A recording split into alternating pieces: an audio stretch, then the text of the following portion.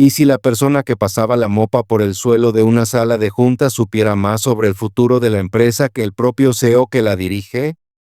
Eso fue exactamente lo que ocurrió cuando una conserje ignorada descubrió una cláusula oculta en un contrato redactado en alemán.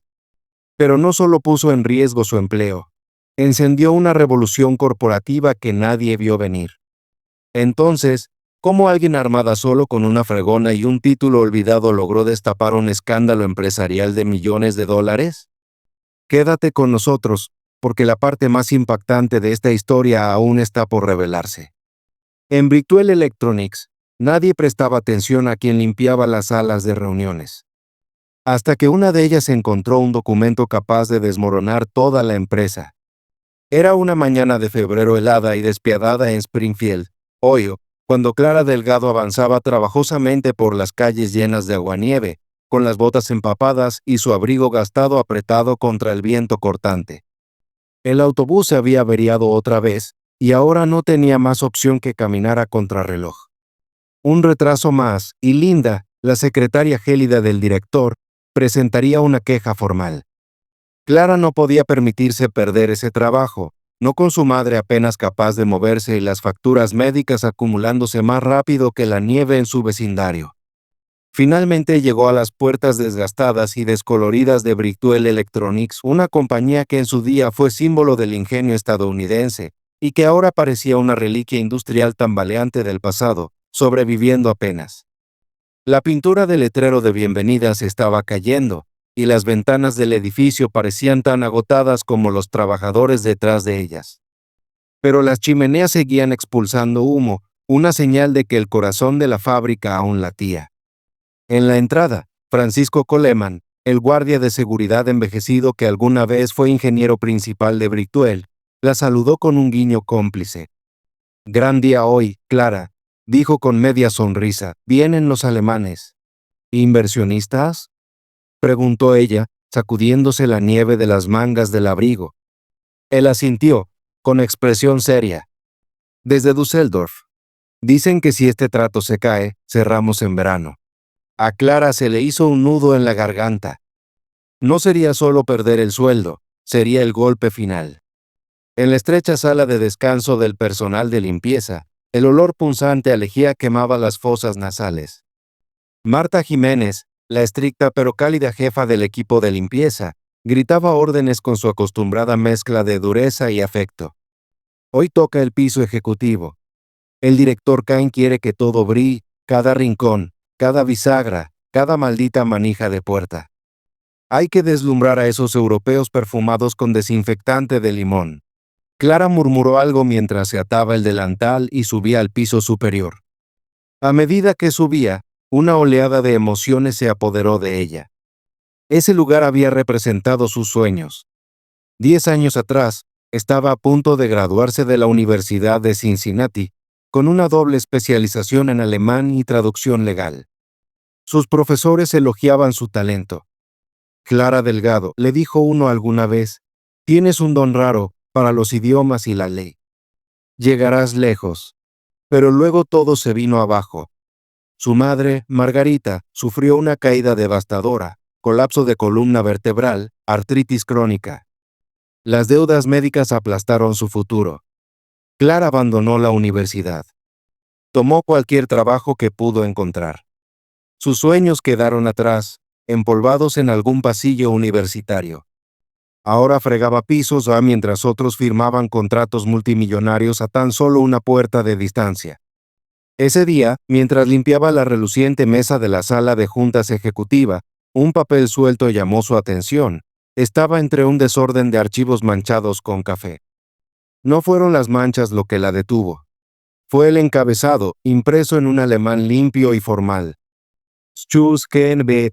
La tipografía era elegante, el lenguaje técnico, claramente un documento legal. Algo en su interior se encendió. Sin pensarlo, sus ojos comenzaron a leer los primeros párrafos. Su cerebro, hambriento de desafío intelectual, despertó como un motor dormido rugiendo con fuerza. Acuerdo de transferencia de acciones. En caso de detectarse una tergiversación financiera, El director general podrá ser destituido y reemplazado por un ejecutivo interino competente en alemán y entrenado en protocolos legales. El corazón de Clara dio un salto. ¿Era real esto? De pronto, una voz fuerte tronó a su espalda. Bueno, ¿qué tenemos aquí? Ricardo Cain, el imponente director de Brickwell Electronics, entró en la sala. Brazos cruzados, mandíbula apretada, el rostro encendido por la sospecha. Y algo más. Miedo. Solo estaba limpiando, balbuceó Clara, intentando recoger los papeles. Pero Cain se los arrebató con brusquedad. Justo detrás de él estaba Miguel Grant, el silencioso jefe de producción. No dijo nada, pero sus ojos se entrecerraron. No en reproche, en curiosidad. Sus ojos se entrecerraron, no por enojo ni por acusación, sino por algo mucho más inquietante, curiosidad. ¿Hablas alemán?, se burló Cain, con un tono empapado de sarcasmo. Sí, señor, respondió Clara con cautela. Estudié traducción legal. Antes de cambiar tus libros de texto por un trapeador, la interrumpió, soltando una carcajada mordaz. Entonces, señorita traductora, ya que eres tan lista, ¿por qué no traduces el contrato completo? A todos nos vendría bien una buena carcajada. Con teatralidad exagerada, arrojó los documentos sobre la mesa como si fueran sobras lanzadas a alguien sin importancia. Lo quiero para mañana. Sorpréndeme, dijo, dándose la vuelta bruscamente y saliendo de la sala, visiblemente más alterado de lo que quiso aparentar. Clara se quedó paralizada. Apretaba el mango del trapeador como si fuera lo único que la mantenía en pie. Su mente iba a 1000 por hora. Pero antes de que pudiera procesarlo, Miguel Grant, silencioso hasta entonces, se quedó un momento más. La miró directamente a los ojos.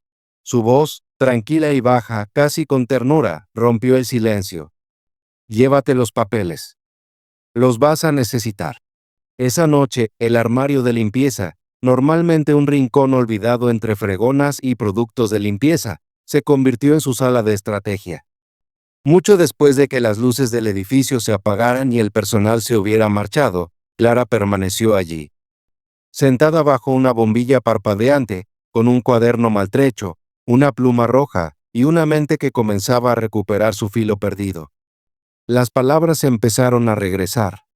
La gramática, el vocabulario, el flujo frío y calculado del alemán jurídico. Era como redescubrir una parte de sí misma, enterrada pero no destruida. Sus manos temblaban, no por miedo, sino por algo más poderoso: propósito. A la medianoche, ya iba a mitad de la traducción. Fue entonces cuando la encontró, escondida entre el lenguaje técnico y el tono seco del contrato corporativo. Cláusula 12. Sección 3b. Un párrafo que a simple vista pasaba desapercibido. Pero al leer entre líneas, revelaba una bomba silenciosa enterrada en la burocracia. En casos donde se detecte tergiversación financiera, la parte contratante alemana se reserva el derecho de nombrar un ejecutivo temporal con dominio del alemán legal para estabilizar las operaciones. El aliento de Clara se atascó en su garganta. ¿Podría ser? ¿Podía ella, una conserje ignorada, invisible, tener en sus manos la llave para salvar a toda la empresa? ¿O acababa de convertirse en una amenaza directa? Esa noche no durmió. Sentada en la pequeña mesa de su cocina, iluminada solo por el tenue resplandor anaranjado de una bombilla vieja, tenía el contrato traducido extendido frente a ella. Frases marcadas con círculos rojos brillaban como alertas silenciosas. En la habitación contigua, su madre, Margarita, dormía inquieta. El zumbido constante de su máquina de oxígeno era el único sonido que rompía el silencio. Pero en la cabeza de Clara, una tormenta se desataba. Esa cláusula, la cláusula 12, no era ambigua. No dejaba lugar a interpretación. Era real. Y si los inversionistas de Schulz llegaban a sospechar que los datos financieros que les habían mostrado eran falsos o manipulados, y Clara estaba convencida de que ya lo sospechaban, tendrían todo el derecho legal de exigir la destitución del director Cain. Y al hacerlo, necesitarían a alguien capaz de conectar ambos mundos. alguien que hablara alemán fluido y entendiera el marco legal. Alguien como ella. Pero ella era solo la conserje. A la mañana siguiente, Clara entró en la sala de descanso del personal de Brituel con el contrato traducido escondido en el fondo de su bolso gastado. Nadie la miró siquiera. Como siempre, era invisible, irrelevante, salvo por una persona. Al pasar junto a Miguel Grant en el pasillo, él le dio un leve asentimiento. Fue sutil, pero poderoso. Un mensaje silencioso. Recuerdo. Sigo atento. Mientras tanto, en el edificio ejecutivo, el ambiente era completamente diferente, tenso, vibrante, cargado de anticipación. Se avecinaba una tormenta, aunque solo unos pocos podían sentirla. El personal iba de un lado a otro, verificando cada detalle para recibir a la delegación de Strauss. Las ventanas brillaban como espejos. Había flores frescas en cada rincón. Incluso Linda Carter, la secretaria altiva del director, había dejado de mascar chicle y ahora vestía un blazer de diseñador que claramente le quedaba demasiado ajustado. Clara, trapeador en mano, limpiaba la reluciente mesa de conferencias cuando la voz cortante de Cain estalló desde la entrada como un látigo. ¿Tienes mi traducción, señorita Delgado? Clara se giró con calma, sujetando la carpeta contra su pecho como si fuera un objeto sagrado. Sí, señor, respondió, entregándosela. Él arrebató sin agradecer, hojeando las páginas con rapidez. Su expresión cambió. Sus cejas se fruncieron, y entonces su rostro se descompuso. Se volvió pálido. Sus manos se tensaron. Sin previo aviso, estrelló la carpeta contra la mesa y giró bruscamente hacia ella. ¿Qué demonios estás tratando de hacer? Rugió con rabia ardiendo en su voz. Clara no se movió. Su voz, firme y tranquila, cortó el aire como un cuchillo. La traduje. Justo como usted pidió. Los labios de Cain se torcieron en una sonrisa amarga. ¿Y por qué, exactamente, sentiste la necesidad de resaltar la cláusula 12? Ciceo. Esa es la única cláusula que podría hundir todo este acuerdo. Si los alemanes hacen una auditoría y encuentran inconsistencias, la van a invocar. ¿Y usted cree que no encontrarán nada? Preguntó Clara, con una voz baja, pero afilada. Creo, continuó ella, manteniéndole la mirada, que ya sospechan. Por eso vienen. Durante un breve, sofocante momento, la sala quedó envuelta en un silencio denso, pesado, cargado de tensión. Luego, Cain soltó una risa fría y cínica, un sonido bajo y amargo, como el chirrido oxidado de una máquina antigua al ponerse en marcha. ¿Así que de verdad crees que eres la heroína de algún cuento corporativo? Dijo, con la voz impregnada de veneno. No, Delgado. No eres ninguna salvadora. Eres solo una conserje que piensa que por saber usar un diccionario se ha convertido en estratega. Dio un paso más hacia ella, con una mueca de desprecio. No eres más que una criada con pretensiones, una aficionada a las traducciones. No te engañes. No tienes la menor idea de lo que se necesita para mantener una empresa a flote. ¿Quieres ayudar? Haz lo que te pagan por hacer. Friega el suelo. Y mantente al margen de lo que claramente no entiendes. Y con eso, se giró bruscamente y salió de la sala, cerrando la pesada puerta de un portazo que retumbó como un eco amargo. Clara permaneció inmóvil, con los dedos apretados en torno a la carpeta que aún sostenía. Su cuerpo entero temblaba, no de miedo esta vez, sino de una furia contenida, del tipo que hierve lentamente hasta desbordarse. No fue la humillación lo que más dolió, sino la arrogancia, el desprecio, la confirmación de que la gente como ella siempre era subestimada. Esa misma tarde, mientras la nieve empezaba a caer suavemente sobre Springfield, envolviendo todo en un manto silencioso, Clara se dirigió a otra puerta. Tocó con suavidad en la oficina de Susana Whitmore, la jefa de contabilidad de Brickwell Electronics. La mujer mayor alzó la vista, sorprendida de ver a Clara. Pero, tras una pausa, no la rechazó. Necesito unos minutos de su tiempo, dijo Clara, con voz firme a pesar de la tormenta que llevaba dentro. Es sobre el contrato con Schultz. Y sobre los números, esos que le han pedido presentar. Susana se tensó. Su expresión cambió, volviéndose cautelosa, desconfiada. Observó detenidamente a Clara, como si analizara su rostro en busca de una verdad oculta. Finalmente, se levantó en silencio, caminó hacia la puerta y la cerró con un clic suave. Luego le indicó con la mano que tomara asiento frente a ella. Hablaron. Al principio, el tono de Susana fue defensivo, cortante, lleno de escepticismo. Pero Clara no se inmutó. Abrió la carpeta y señaló la cláusula 2, mostrándole tanto el documento original en alemán jurídico como la traducción detallada que había preparado. A medida que Susana leía, su postura rígida comenzó a suavizarse. En sus ojos apareció una chispa, una reminiscencia de tiempos en los que los números significaban verdad, no manipulación. Cuando la integridad aún tenía valor. Sin decir nada, Susana abrió el cajón inferior de su escritorio. Sacó una carpeta desgastada y se la deslizó a Clara. Esto, dijo en voz baja, es como lucen realmente los libros contables. Hizo una pausa. Si los alemanes ven lo que Cain les entregó. Y luego ven esto. Se irán. No solo se retirarán. Se llevarán todo por delante. Clara miró los documentos y luego alzó la vista hacia Susana. Entonces les mostraremos la verdad, susurró. Susana negó con la cabeza lentamente, con la expresión cansada de quien ha sobrevivido muchos años callando. No entiendes lo que estás diciendo. Gente podría perder sus empleos, sus casas. Tú. La miró con tristeza, podrías perder mucho más. Ya lo perdí todo una vez, respondió Clara, ahora con voz firme. Y en aquel entonces, guardé silencio. Esta vez no lo haré. Esa noche, con las luces de la fábrica apagadas y las calles cubiertas por la nieve reciente, Clara fue al único lugar donde podía tener acceso a Internet y mantenerse en el anonimato. La biblioteca pública. Se sentó en una esquina, frente a un computador que apenas iluminaba su rostro decidido, y comenzó a escribir. Redactó una carta en alemán formal, dirigida a Enric Steinmann, el jefe de la delegación de Schulz. No dramatizó. No señaló culpables.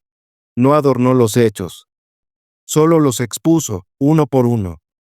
Las inconsistencias en los informes financieros. El peso legal de la cláusula 12, oculta en el contrato.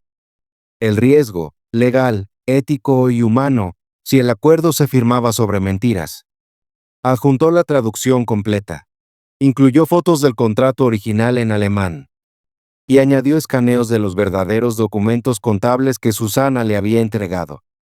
Sus dedos quedaron suspendidos sobre el teclado por varios segundos. Enviar eso podía desatar una guerra. O tal vez, traer redención. Respiró hondo. Y presionó enviar. Y entonces. Esperó. Pasaron 3 largos días. La tensión en la fábrica aumentaba con cada hora. Cain caminaba por los pasillos con el mentón más alto, la voz más fuerte, las órdenes más duras. Parecía empeñado en proyectar seguridad, en recordar a todos quién estaba al mando. Clara, mientras tanto, regresó a su rutina. Con la cabeza gacha, el trapeador en mano. Invisible, intrascendente, solo una conserje más. Pero algo había cambiado, y unos cuantos lo notaron. En la mañana del cuarto día, la voz de Linda Carter retumbó por el sistema de altavoces. Esta vez, sin embargo, temblaba ligeramente. Atención. Todos los jefes de departamento, por favor preséntense en el salón principal. Habrá un anuncio importante de la empresa. El rumor se esparció como pólvora. Los empleados se movilizaron de inmediato, llenando el salón rápidamente, gerentes, ingenieros, trabajadores del almacén. Todos presentían que algo se avecinaba. Y entonces, llegaron los alemanes. Clara los reconoció al instante, 3 hombres elegantemente vestidos, rostros impenetrables, ojos escaneando cada rincón con precisión quirúrgica. En el centro, imponente y sereno, se encontraba Enric Steinmann. Alto, seguro, con la presencia de alguien acostumbrado a que lo escuchen. Cain subió al escenario improvisado con la confianza de quien aún cree tener el control. Damas y caballeros, comenzó, su voz resonando con entusiasmo fingido. Hoy inicia una nueva y audaz etapa para Brituel Electronics. Su discurso estaba ensayado. Su sonrisa, forzada. Pero antes de que pudiera continuar, Steinman levantó la mano con calma. Señor Cain, dijo, con su acento alemán preciso pero firme, antes de proceder con cualquier firma o acuerdo, tenemos algunas preguntas. Particularmente sobre las cifras de producción que usted ha presentado. Nos parecen inusualmente optimistas. Cain se congeló. Solo por un segundo. Pero fue suficiente. Una ola de tensión silenciosa recorrió la sala. Puedo asegurarle que, intentó decir Cain, tratando de retomar el control. Pero Steinman no lo dejó terminar. Hemos solicitado acceso a toda la documentación financiera, incluyendo informes anteriores, dijo. También hemos revisado cuidadosamente los términos del contrato, incluyendo la cláusula 12. La sala contuvo el aliento. Y hemos recibido traducciones independientes, añadió. El color desapareció del rostro de Cain. Su boca se abrió, pero ninguna palabra salió. Desde el fondo del salón, Clara sintió que todo a su alrededor se inclinaba, como si la gravedad hubiera cambiado. Steinman alzó la mirada hacia la multitud reunida y pronunció la última frase con la autoridad de quien ya ha tomado una decisión. A partir de este momento, realizaremos una auditoría completa. Dependiendo de los hallazgos, podríamos invocar nuestro derecho contractual a proponer un cambio en la dirección ejecutiva. El rostro de Cain se retorció en una mezcla de ira y sorpresa. Apretó la mandíbula, los nudillos blancos de la tensión. ¿Quién, espetó, les dio esa traducción? Steinman no respondió. Pero a su lado, Miguel Grant giró la cabeza. Solo un poco. Su mirada recorrió lentamente la sala, hasta detenerse en Clara, que observaba todo desde cerca de la salida. El pecho de Clara se contrajo. El estómago se le hundió. Ya no era invisible. Cain siguió la dirección de la mirada de Miguel. Y en ese instante, todo cambió. Su mirada se clavó en Clara, y por un instante fugaz, algo en sus ojos se quebró, ira, incredulidad, humillación. Todo chocando a la vez. Tú, escupió, señalándola con un dedo tembloroso. ¿Tú crees que puedes derribarme? Una simple conserje, una limpiadora con un diccionario, ¿crees que puedes sabotear a un hombre como yo? Clara no se movió. No retrocedió. Sus labios permanecieron sellados. Pero su silencio retumbó con fuerza. Henrik Steinman dio un paso al frente, su voz tranquila pero cargada de determinación. No nos importan los títulos, señor Cain. Nos importa la verdad. A su señal, los agentes de seguridad se aproximaron. El salón estalló en murmullos, algunos soltaron exclamaciones de asombro, otros murmuraron con aprobación, y unos cuantos incluso aplaudieron con valentía. Cain forcejeó, gritando improperios, su rostro rojo de furia, mientras era escoltado fuera del lugar. Clara no lo siguió con la mirada. Permaneció firme, con el corazón latiendo con fuerza, pero serena. Respiraba como alguien que por fin había emergido a la superficie tras un largo tiempo sumergida. Esa misma tarde, mientras el sol de invierno se escondía tras el horizonte de Springfield y el cielo se teñía de tonos ámbar y ceniza, Clara fue llamada a la misma sala de juntas que una vez había pulido hasta que brillara. Esta vez, no con un trapo en la mano, sino como alguien que merecía ser escuchada. Steinman la esperaba al otro lado de la larga mesa pulida. «Sabías los riesgos», dijo él, con las manos entrelazadas y la voz estable. «Y aún así, decidiste actuar». Clara asintió, con la mirada firme. No tenía opción. Demasiadas personas dependen de este lugar para sobrevivir. Steinman se recostó ligeramente en su silla, y una leve sonrisa cruzó su rostro. Estamos en proceso de implementar una administración interina como parte de nuestra reestructuración. Pero también necesitamos a alguien que ayude a facilitar esta transición, alguien que entienda tanto las complejidades legales como las consecuencias humanas. alguien fluido en el idioma y en la verdad. Los ojos de Clara se agrandaron un poco. ¿Me está ofreciendo ese cargo? Él negó con suavidad. No, estoy preguntando si lo aceptarías. Clara desvió la mirada hacia el reflejo en el cristal de la sala. Durante años, los espejos le habían devuelto una imagen marcada por el cansancio, las expectativas rotas y la invisibilidad. Pero ahora veía algo distinto. Inhaló profundamente. Acepto, dijo. Cuando Clara salió de aquella sala, no lo hizo solo con un nuevo cargo, salió con una nueva identidad. Pero en el fondo de su ser, sabía que esta no era la culminación de su lucha. Era apenas el comienzo. Para cuando entró a lo que ahora era su oficina, la nieve exterior se había transformado en charcos grises de aguanieve. La habitación no era lujosa, solo un antiguo espacio de reuniones con una ventana, un escritorio de madera y unas cuantas estanterías vacías, pero para Clara era un mundo completamente nuevo. Semanas atrás, limpiaba esos mismos pisos. Ahora se sentaba frente a ejecutivos internacionales, negociando en 2 idiomas, ayudando a reconstruir una empresa que alguna vez la había tratado como una sombra. Y no tardó mucho en descubrir cuán profunda era la podredumbre bajo la superficie. La auditoría reveló todo. Deudas disfrazadas de activos, contratos falsos con proveedores, inventarios enteros que existían solo en los informes, pero que en realidad nunca estuvieron allí. Las consecuencias fueron rápidas y contundentes. Ricardo Cain fue destituido oficialmente y vetado de cualquier puesto corporativo mientras avanzaban las investigaciones. Las autoridades federales iniciaron una indagación formal. Se reemplazaron proveedores y se reformaron los equipos de cumplimiento interno. Durante un tiempo, Brituel se mantuvo al borde del colapso, sin saber si caería o resurgiría. No fue la transformación triunfal que Clara había imaginado. Fue lenta, dura, ingrata. Pero Clara volvió todos los días. Con su cabello aún recogido en su moño práctico. Con su libreta llena de notas, en inglés y en alemán. Y con una determinación que solo se había fortalecido. Miguel Grant, quien la había apoyado en silencio el día en que todo estalló, permaneció cerca.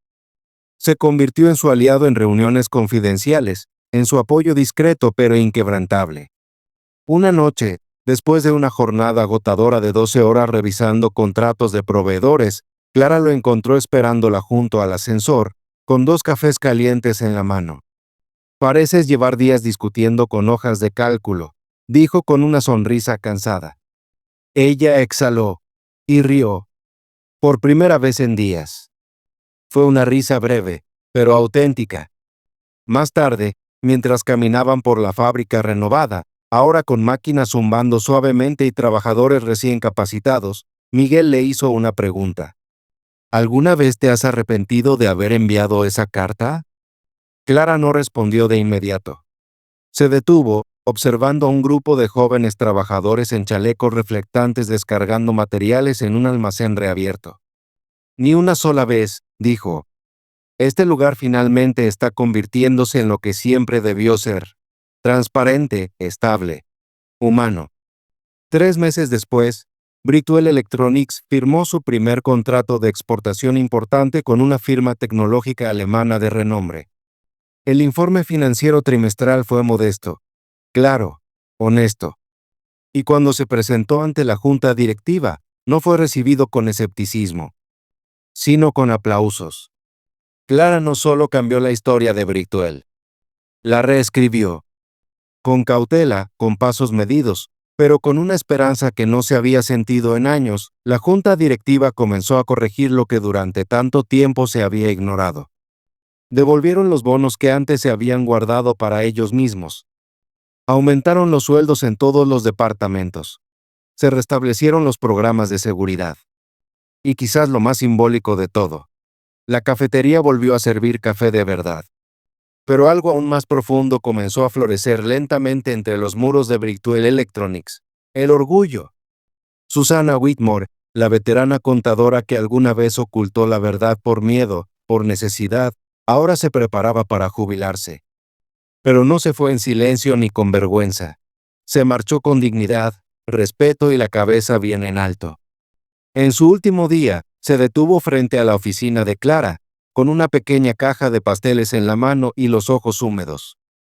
Me devolviste algo que creí haber perdido para siempre, susurró con la voz quebrada. Me devolviste mi integridad. Y ese es un regalo que casi nadie tiene la oportunidad de recuperar. Clara no respondió con palabras. Simplemente se levantó, la abrazó y dejó que el silencio hablara por ambas. Aún así, no todos compartían esa silenciosa victoria. En rincones oscuros y pasillos discretos, comenzaron los murmullos. Disconformidad por parte de quienes alguna vez apoyaron a Cain. Individuos que se aferraban a las viejas costumbres y que resentían la transparencia del nuevo orden. Clara sabía que el cambio nunca llegaba sin oposición. Y esa oposición, a veces, no gritaba. Susurraba. Un envío perdido aquí. Un informe extraviado allá. Sabotajes pequeños, camuflados como errores comunes. Clara se mantuvo atenta. Pero jamás dio un paso atrás. La prueba más dura llegó durante una interrupción en la cadena de suministro. Un cargamento crucial de componentes fue retenido en el puerto bajo la excusa de errores administrativos. Clara lo entendió de inmediato. Era una trampa. Sabotaje interno. Y tenía una clara sospecha de quién podía seguir moviendo hilos desde las sombras. Cain ya no estaba, pero su influencia todavía acechaba. Con la ayuda de Miguel, y una llamada bien calculada a su contacto en el Departamento de Comercio, logró destrabar el problema. 72 horas después, el cargamento fue liberado. Los camiones llegaron. Las máquinas volvieron a funcionar. Y la línea de producción retomó su curso. Esa misma noche, en la sala de descanso de la fábrica, se celebró un momento sencillo pero sincero. Clara se encontraba entre sus compañeros de trabajo. Los aplausos no fueron estruendosos, pero sí genuinos. Decenas de manos. Decenas de sonrisas. No por su cargo, sino por su firmeza, por su valor, por su lucha, porque nunca huyó, nunca retrocedió. Una tarde templada de mayo, Clara llevó a su madre, Margarita, a visitar la fábrica por primera vez. Margarita caminaba despacio, pero caminaba. La cirugía que había salvado su vida fue posible gracias al nuevo salario y beneficios de su hija. Desde el momento en que cruzaron la entrada, los trabajadores se detuvieron, sonrieron y saludaron. A Margarita la recibieron como una invitada de honor, como una leyenda. Clara la llevó hasta el piso ejecutivo, el mismo donde, años atrás, había sentido temblar sus manos mientras Cain se burlaba de su acento, su formación, su origen. Ahora, Margarita se sentaba tranquilamente en la oficina de su hija, tomando té junto a la ventana, observando cómo las montacargas se deslizaban en armonía por el almacén. ¿Sabes?, dijo suavemente, sus ojos brillando de orgullo. No solo estás dirigiendo una empresa, Clara. Estás enseñándole algo muy importante a esta gente. Clara le devolvió una sonrisa tranquila. Que la verdad importa, añadió su madre. Que las personas importan. Y luego llegó el verano, y con él, una fecha especial. El primer aniversario de la carta que lo cambió todo. No hubo discursos grandilocuentes, ni fuegos artificiales. Solo personas reunidas que conocían la historia, que la vivieron, que ayudaron a reconstruir Bricktuel desde las cenizas. Enric Steinman volvió de visita, esta vez más relajado, con el rostro menos tenso, su tono más afable. Tu equipo superó nuestras proyecciones, dijo durante una cena con Clara y el nuevo equipo de liderazgo. Bricktuel es ahora uno de nuestros proyectos más estables. Y sinceramente es una historia que jamás esperábamos. Pero estamos orgullosos de formar parte de ella. Clara le agradeció. Pero aún no se permitió sentir orgullo. Ese momento llegaría más adelante. Cuando la empresa no solo sobreviviera, sino prosperara. Cuando las nuevas generaciones pudieran entrar sin temor a despidos, fraudes o explotación. Cuando mujeres como ella, mujeres inmigrantes, mujeres trabajadoras, ya no fueran invisibles, sino vistas, respetadas y valoradas. Un viernes por la tarde, Al salir del edificio, Clara se cruzó con una joven que comenzaba como nueva conserje. Se la veía nerviosa, tímida, buscando su lugar. Sus miradas se cruzaron por un segundo. Clara le ofreció una sonrisa cálida, amable, y asintió. «Bienvenida a Brictuel», dijo. La chica parpadeó, sorprendida. «Gracias, señora». Clara siguió su camino hacia el estacionamiento, con las llaves tintineando en su mano y el corazón sereno. Esto no era un cuento de hadas. Esto era vida real. Y cada segundo de esa vida se lo había ganado. Ahora déjame preguntarte algo. ¿Cómo te hizo sentir la historia de Clara? ¿Crees que el coraje, sobre todo ese que nace en los lugares más inesperados, puede realmente cambiarlo todo? Si el viaje de Clara tocó tu corazón, escribe 100 en los comentarios. Y cuéntame, ¿desde dónde estás leyendo esta historia? Me encantaría saber desde qué parte del mundo te unes a esta historia. Y si te conmovió, compártela, porque allá afuera, alguien puede estar necesitando exactamente la esperanza que guarda este relato.